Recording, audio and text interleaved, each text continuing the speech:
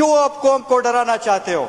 आपने ईस्ट पाकिस्तान से कुछ नहीं सीखा, आपने बलूचिस्तान से कुछ नहीं सीखा, और वही करतूतों पे लगे हुए हो।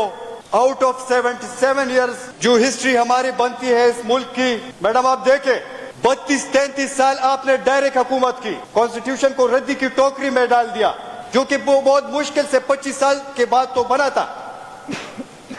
तो डायरेक्ट हुकूमत, पहले मार्शल लॉ के 10 साल, फिर अगले मार्शल लॉ के 4-5 साल, फिर तीसरे मार्शल लॉ के 9-10 साल, और उसके बाद फिर चौथे मार्शल लॉ के 10-12 साल। तो 77 साल में तो आपने आधा जो टाइम है वो तो डायरेक्ट हुकूमत की, फिर बाकी के 35-40 साल किंग्स पार्टी वाला किरदार, किंग्स मेकर वाला किरदार आपका रहा। और आगे से जो फिर ब्लेम आता है तो वो वही सियासी लोगों पे। मैडम स्पीकर, बहुत अफसोस के साथ कहना पड़ता है कि the army under its present leadership even puts general Zia's dictatorial regime and cruelty in shade। आज जो हो रहा है madam, even war have limits, जंगों के भी कोई हदूद होते हैं। डोमेस्टिक लॉ हो या इंटरनेशनल लॉ हो आप उठाएं, या इवन इस्लामिक लॉ उठाएं, उसमें तो कहते हैं कि आपने औरतों पे हाथ नहीं उठाना, आपने बच्चों पे हाथ नहीं उठाना, आपने बूढ़ों पे हाथ नहीं उठाना। लेकिन इस मुल्क में जो जुल्म का बाजार 9 मई के बाद गर्म है, क्या हम बजा तौर पर अपना तकाबल गजा के मुसलमानों के साथ नहीं कर सकते? The only difference madam is कि वहाँ पढ़ाई कर रहे हैं और इधर हमारे अपने साथ यही कर रहे हैं। मैडम स्पीकर, पाकिस्तान तहरीक इंसाफ क्या चाहती है? पाकिस्तान तहरीक इंसाफ, हकीकी मानों में पाकिस्तान तहरीक इंसाफ में वो लोग शामिल है जो हकीकत में इस मुल्क से मोहब्बत करते हैं। हम इमरान खान को एक मसीहा समझते हैं, क्योंकि उसने अपने अमल से और अपनी 50 साल पब्लिक लाइफ से ये साबित किया है कि वो वाकई तौर पर इस मुल्क के लिए एक दर्द रखने वाला शख्स है। हम तो पाकिस्तान से एशियन टाइगर बनाना चाहते हैं, हम तो एन एगलिटेरियन सोसाइटी बनाना चाहते हैं, where you uphold the principle of justice for all. ये ना हो कि मरियम बीबी के लिए एक कानून हो और सरदार अली अमीन खान के लिए दूसरा। मैडम आप उठाए, आप चेक करें, आजकल सब कुछ सोशल मीडिया पे मौजूद है। हमारे नेशनल असेंबली के सिटिंग स्पीकर या इवन डिफेंस मिनिस्टर या जनाब मोहम्मद नवाज शरीफ साहब, इन्होंने एस्टेब्लिशमेंट के बारे में क्या कुछ नहीं कहा।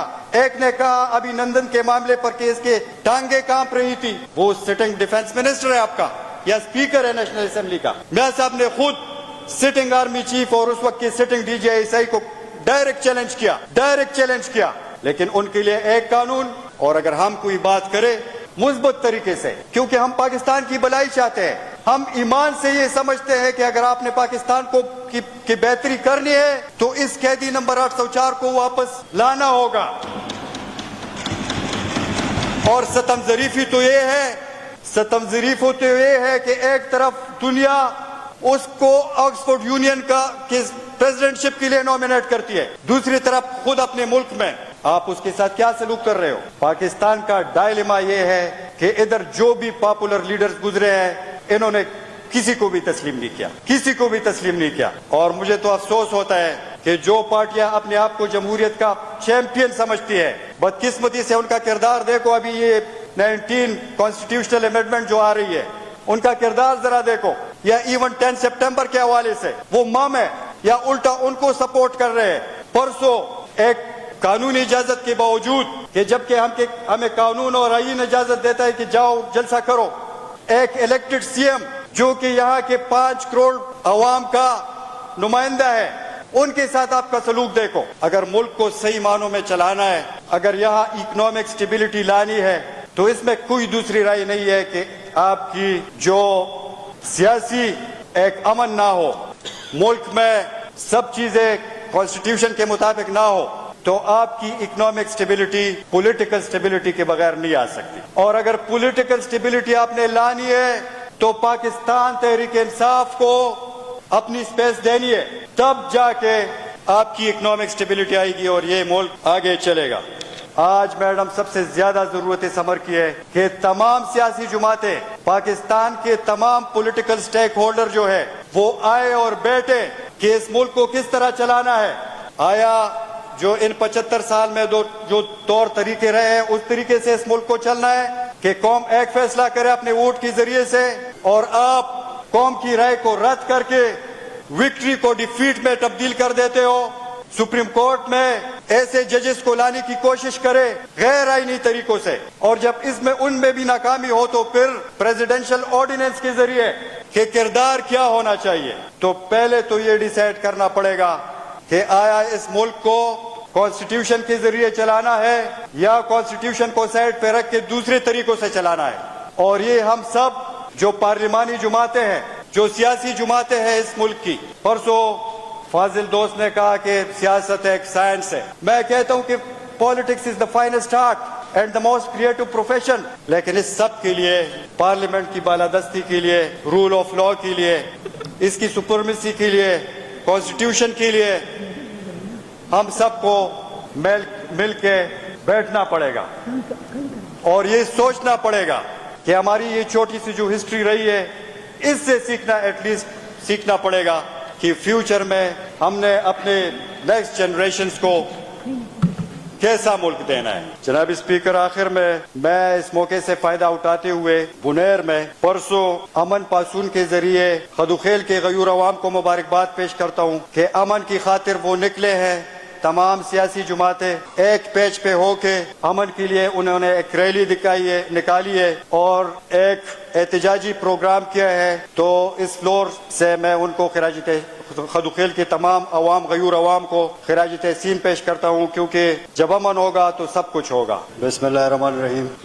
شکریہ میڈم اسپیکر. میڈم اسپیکر, یہ 9 اور 10 سپٹمبر کو جو ہوا اب تک اس پہ کافی بات ہو چکی ہے. میں کوشش کروں گا کہ بات کو مختصر رکھوں, لیکن میڈم اسپیکر 10 سپٹمبر کو جو بھی ہوا یقیناً وہ اس ملک کی تاریخ میں 10 سپٹمبر کے دن کو ایک تاریخ دن کے طور پر یاد رکھا جائے گا. میڈم اسپیکر, کوئی بھی ملک یا ایون کوئی بھی گھر ایک قانون اور قاعدے کے بغیر نہیں چل سکتا. ممالک دستور پہ, کانسٹیٹیوشنز پہ چلتے ہیں اور کانسٹیٹیوشن میں ہر ادارے کے کردار کا تعین ہوتا ہے کہ اس ادارے نے کیا کام کرنا ہے. اس کے علاوہ شہریوں کے جو بنیادی حقوق ہوتے ہیں, مثلا freedom of movement, freedom of expression, right to live, right to vote, یہ سب ہمارے وہ حقوق ہیں جو دستور نے ہمیں دیے ہوئے ہوتے ہیں. لیکن گھر کے بڑے اگر ان بنیادی حقوق کو سلب کرنے پہ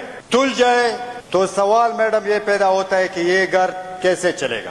میڈم اسپیکر, اجتماعی شعور, کلیکٹیو وزڈم ایک چیز ہوتی ہے. قوم 25 کروڑ کی یہ قوم اپنے کلیکٹیو وزڈم کے ذریعے یہ فیصلہ کرتی ہے کہ ہم نے کون سی پارٹی کو اقتدار میں لانا ہے یا کس شخص کو وزارت عظمیٰ کی کرسی پہ بٹھانا ہے.